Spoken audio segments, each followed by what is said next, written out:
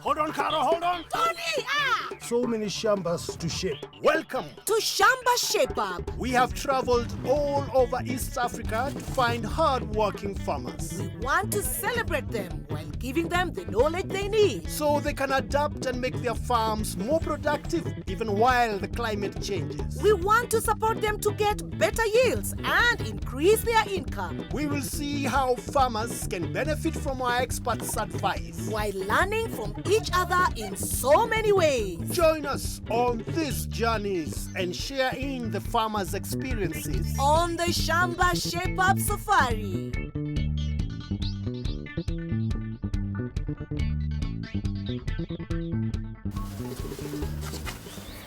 Tony, My goodness, Tony, what are you up to? Caro, farming is a serious business, and you're about to meet a farmer who was in corporate for a very, very long time, and we need to impress. Tony, the farmer is not going to recognize you without your uniform. So come on, get a grip on yourself and let's go. Come on. I give up. Welcome to Shamba Shape-Up. Today we're in the western county of Bungoma, visiting Vivian and her nephew Martin. My name is Vivian Machanuri. My name is Mato. I'm 28 years old.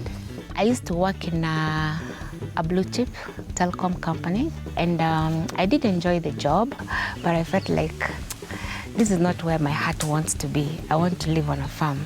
So I saved some little money, purchased a piece of land, and I'm here now. Martin is very passionate about farming. He wakes up at 4 a.m. He's on the farm, if it's not raining, that is. And sometimes he can even work late into the night with a torch. And you're wondering, there's tomorrow. But he says, what we plan to do today, we have to finish, you know? On their small shamba of 2 acres, they grow maize, passion fruits, and bananas. They also keep bees and chickens. And nice to meet you, Martin and Vivian. Yes. So Vivian, what inspired you to start farming? I think I've always loved farming, but I used to watch Shamba Shape-Up, I think right from the beginning. Really? Yeah. We actually inspired you to start farming? Yeah. That's wonderful. You're How right. has the experience been? Because I think sometimes you feel like you're going to bring the experience of being corporate to the shamba. You fire the chickens, you fire the cow. You know, the corporate can't leave you completely. Especially, I stayed there 16 years. So every morning I do a round, check on the plants, and ask those that are not doing well, why are you not doing well? Yes. Those that are dead, I wonder, so what happened? Do they answer you back? Of course, they'll Definitely not answer not. that. Definitely So Vivian, not. kindly tell us what challenges you're facing in your shamba. I don't know what is happening. There's some crops that are just dying, especially for the passion fruits. They dry and just die. Well, you're in luck, Caro, because We came with experts so that by the time you're leaving your shamba, we make sure you're actually shaped up. Thank you. Yes, but before we begin work, we normally pitch our tent, then we'll be right back. Karibu sana. Okay, see you in a bit. Okay, All thank right. you. See you. Okay, asante. okay, don't fire us. Okay. All right.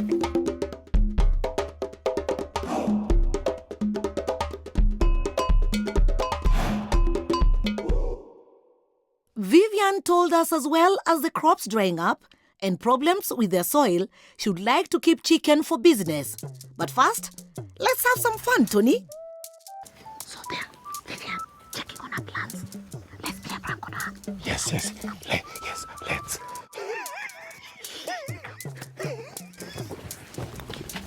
Oh no. What's happening to you? You've not been feeding me well. What? You're not growing? Because you've not given me fertilizer! Where is that voice coming from?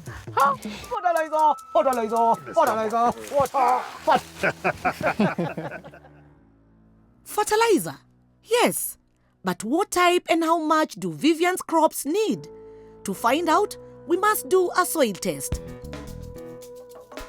We called Anthony Nandunga, Daktari wa Udongo from Crop Nuts, to test Vivian's soil a few days ago. and is here with the results for her passion fruit crop, which she has intercropped with beans. Vivian, you want to make money out of your shamba? Definitely. You want to get into agribusiness? Yes. Yes. And on this particular piece of land, what are you planting? Passion fruits. Passion fruits. Yes. How are the passion fruits doing? Not so well as expected. I have a few challenges. And that's precisely why Anthony is here. Okay. So, Anthony, I'm sure you've done your inspection. Yes. And maybe if you could tell us one or two things that you've observed. From my observation, I saw actually the passion plantation and the few crops at the farm. Actually, they are not doing well. But from our analysis report, I think if Vivian follow to the latter, she'll smile. She'll smile all the way to the bank. Yes. So, Anthony, why is it important to do a soil test? It is good because different crops require different amount of fertilizer to be applied. So the farmer has to understand what crop he or she is growing so that actually she can get the right amount to apply when planting or even top dressing. Yes. You took samples from the shamba. Yes, yes. Are these results based on the passion fruits? These results are based on passion fruits. Okay.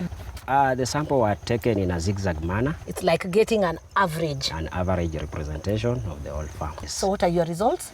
We came to realize that the phosphorus level at this particular farm is very low, and phosphorus are a very important element when it comes to root development.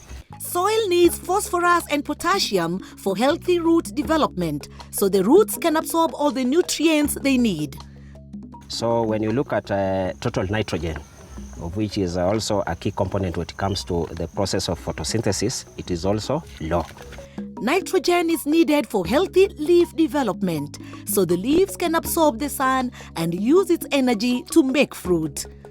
There are some other microelements that we also tested, and we found that the calcium level and also the magnesium are low. And when it comes to passion fruit, magnesium is very essential for optimum productivity and also the quality of the fruits. Calcium, very important when it comes to hardening the coat of the fruit so that it doesn't burst. It doesn't crack. Yes, it doesn't crack. Okay. Yes. Magnesium is important for growth and calcium for strong stems and the skins of fruits like passion fruit. So, Anthony, Yes. what do you recommend? We recommend that Vivian has to use compost or manure pre-planting. That is before planting. Then when planting, you have to apply NPK. That is nitrogen, phosphorus, and potassium. That is 12, 24, 12, plus some trace element like sulfur. So, next time she plants, Vivian must add compost or manure to her soil. For now, she can give a top dressing of fertilizer that has CAN and potassium sulfate. Then, she can look forward to a bumper harvest.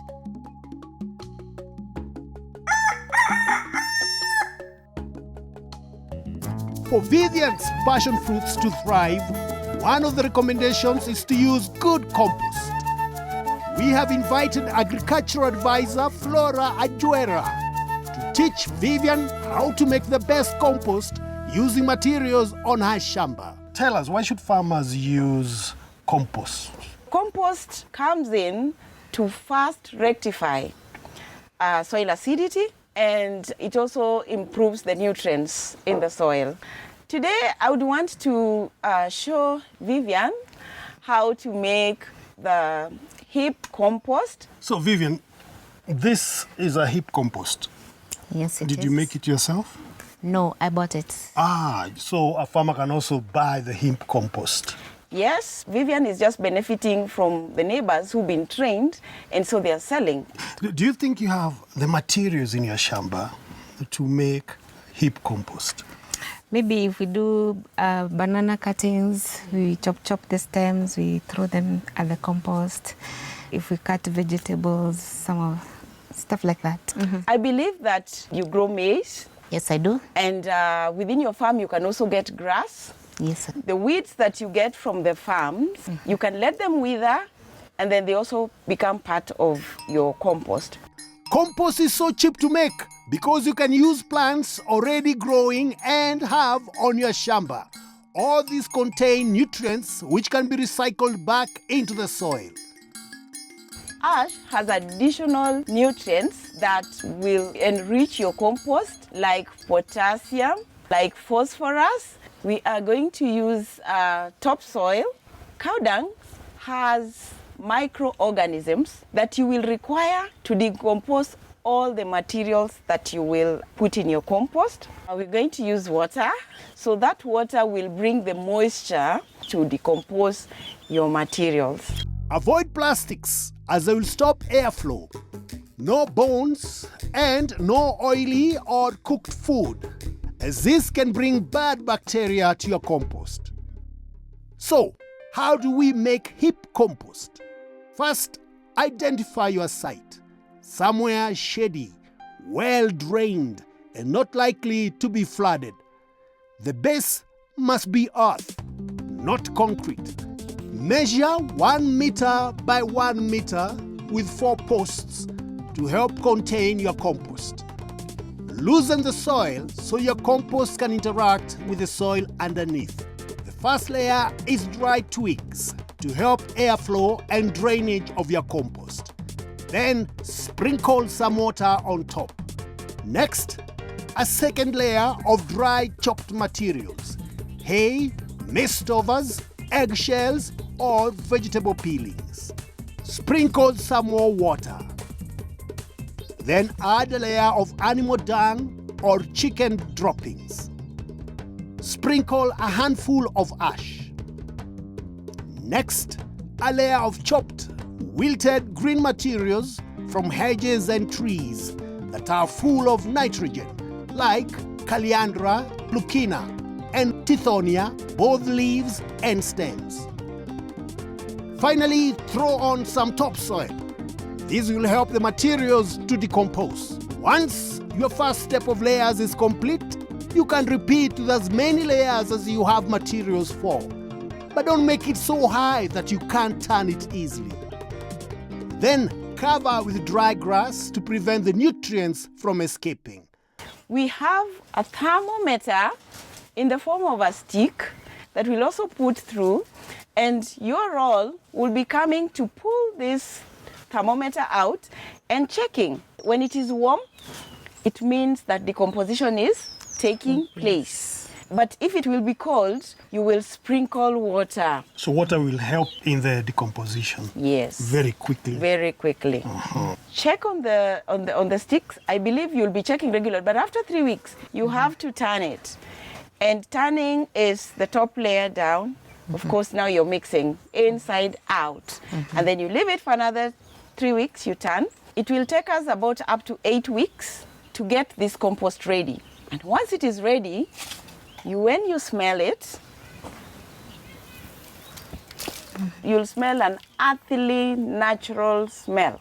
Store your compost not directly in the sun, and also it should not get rained on, because nitrogen will easily disappear, and also it will be washed with the rains. So you can also create a store where you simply make and keep it in store, and you use it. And you know what? The longer you keep it, the better it gets. It doesn't expire.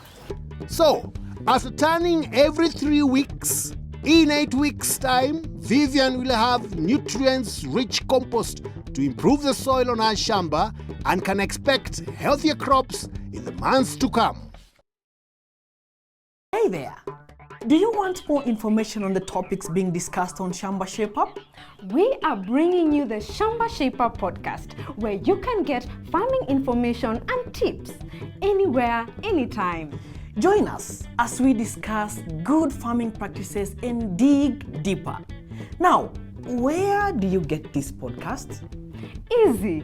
WhatsApp the word podcast to iShamba on 0748 153 120 to get a link to the podcast. You can also Google us, Shamba Shape-Up Podcast. Twende kazi. Welcome to the Shamba Shape-Up weather and farming news for Kenya. In the coming week, we expect no or very little rainfall across Kenya. North, Upper and Lower Eastern, including Mandera, Wajir, Isiolo, Meru, Tharaka, Kitui, Makueni and Kajiado, will see very low rains of less than 5 millimeters in the week. The lower parts of Garissa, however, are an exception in this region, getting up to 15 millimeters of total rains. Majority of the coastal counties will see very low rains of below 5 millimeters across the week. This includes Tana River, Kilifi, Mombasa, Taita Taveta, and Kwale. However, Lamu will see up to 15 millimeters of rains in the week. Central counties will see low rains of less than 5 millimeters across the week. This includes Laikipia, Nyandarua, Nyeri, Murang'a, Kirinyaga and Embu, as well as Nairobi and Kiambu. Most of the North, Central and South Rift Valley will have moderate rains ranging between 15 to 50 millimeters across the week. This cuts across West Pokot, Baringo, Uasin Gishu, Kericho, Bomet to Nakuru. Majority of Turkana, Samburu and Narok, however, will see very low total rains of less than 5 millimeters. The Western and Nyanza regions will get moderate levels of rains ranging up to 25 millimeters in the week. This spans across counties of Busia, Kakamega, Bungoma, Vihiga to Siaya, Kisumu, Nyamira, Kisii and Migori. For more tips and detailed weather forecast for your area, get in touch with iShamba. Call 0711 082 606. I am Brenda. See you next week on the Shamba Shape-Up Farming News for Kenya. Coming up, After the break. Vivian and Martin get a new flock of chicks and learn a new way of doing business.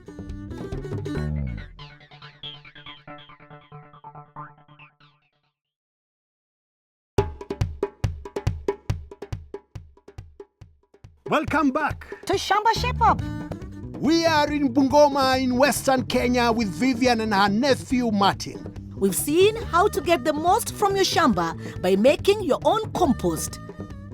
Next, Vivian and Martin get a new flock of chicks and learn a new way of doing business. Vivian keeps chicken for her own home consumption. Question is, wouldn't it be a good idea if she kept chicken for business? Brooding chickens for business requires careful management if you're to make a profit. We've invited Andrew Makatiani from Lian Farm, Africa, to get Vivian and Martin started. I would like to start the chicken keeping to a business level, do a lot of poultry, to a level where I can do eggs and maybe sell even chicken for meat. Martin, Yes, how many chicken would you want to have here? I want many. Many. Yes. The ones that can fill this space. Yes. But all the same, the journey to Rome begins with One step. So you're going to take us through that first step. Yep. So what did you bring us today? I brought you an automated brooder. Wow. One that will be able to host between 500 to 1,000 birds, depending on the age. It will be able to regulate its own temperature. You'll be able to monitor your chicks very well because the foundation of those chicks determines the output. Oh my goodness. Thank you. Martin, Yes, what do you feel about that? I'm feeling good. Then we also came with a team of young people who will be able to put up that brooder for you, set it up, test it, put in chicks. Yep. Before we go on, what is brooding? Brooding is raising birds from the time when they are critical, that is maybe 1 day to 30 days. And at this point, they want sufficient warmth, they want clean water, they want very close observation. And that is brooding, giving that chick hen or mother hen conditions.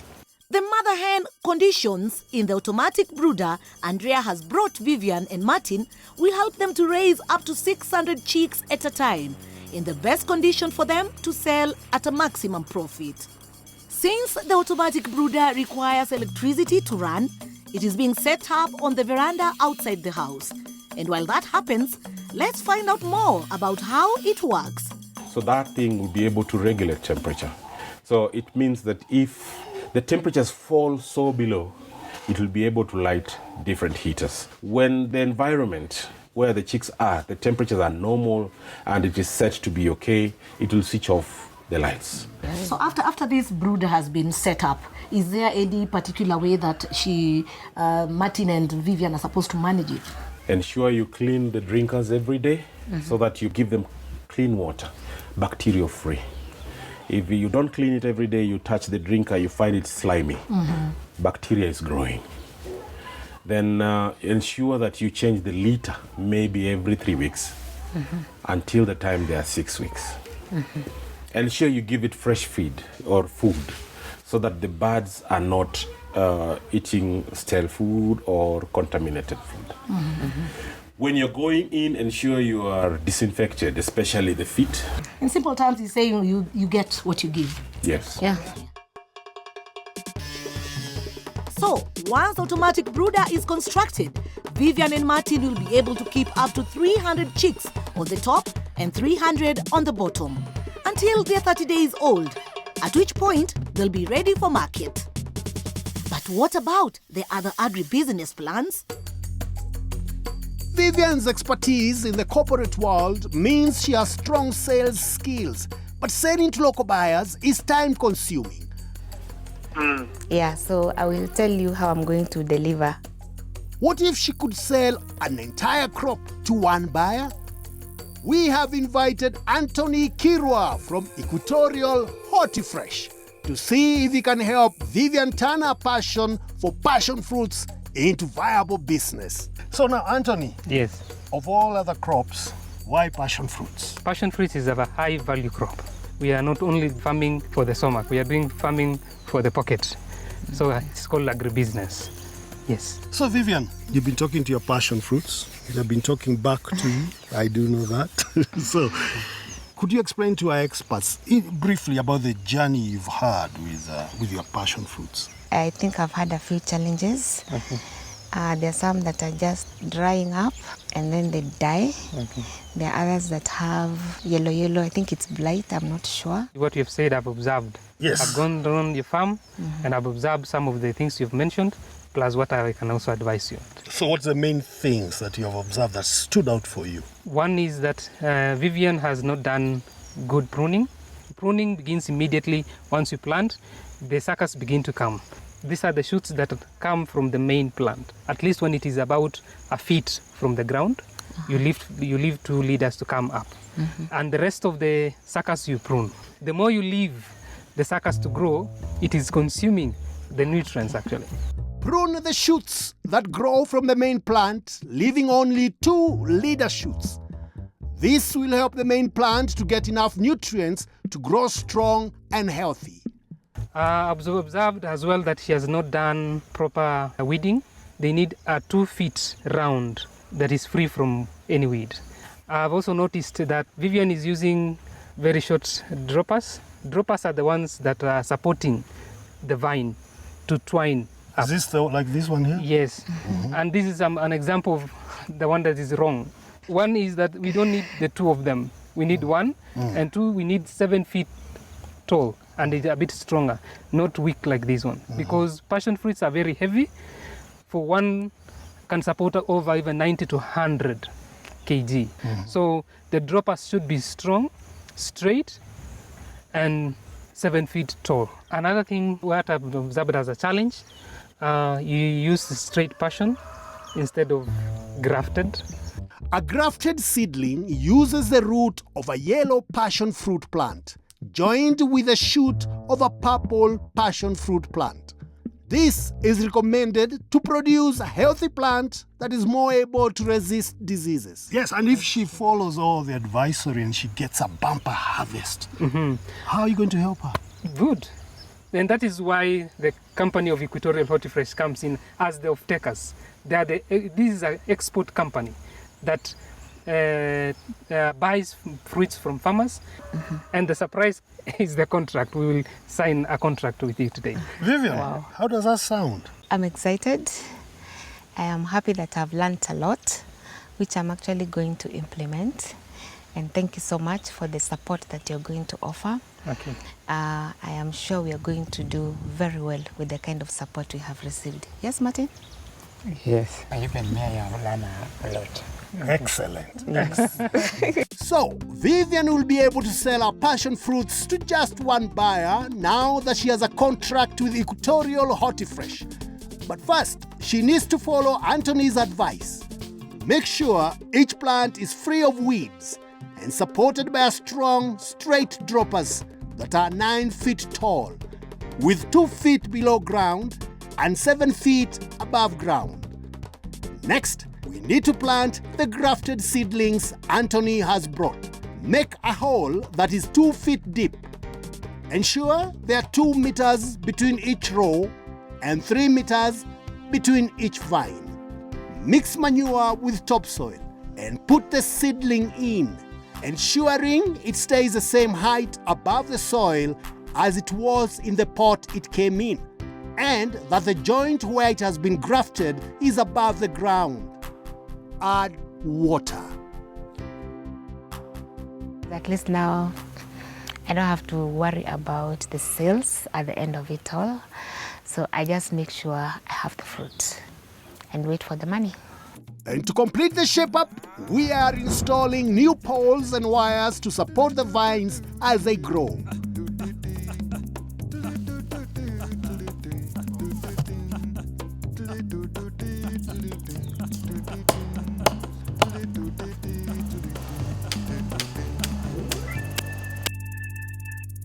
And what about Martin and Vivian's other new agri-business?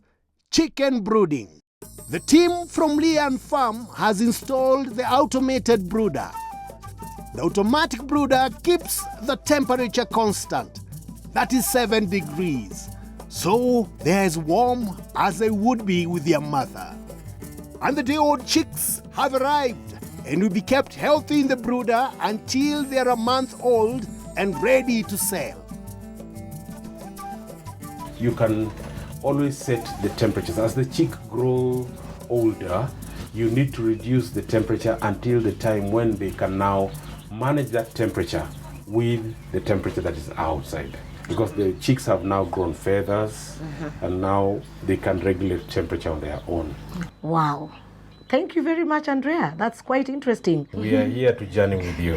Thank you. Thank you so much. Thank you so much, Asante. So, Vivian and Martin's chicken brooding business is up and running. The new passion fruit seedlings have been planted and a new 7-foot droppers have been installed, along with poles and wires to support the vines. Plus, Vivian has signed a contract to sell her passion fruits to Anthony from Equatorial Hortifresh. The Shamba is fully shaped up. Wow! For me, it has been an amazing time together, a learning experience, and I must say I'm feeling quite content. But I'm not so sure about Martin and Vivian. Vivian, how's the day been? Today has been excellent. Yes. And I'm very excited. I'm excited for passion fruit and chickens. You'll be a chicken whisperer, they'll just be following you. So, Caro, our work here is done. So Wow. we really need to leave because other farmers also need our expertise. So you have nothing else to say other than Bye.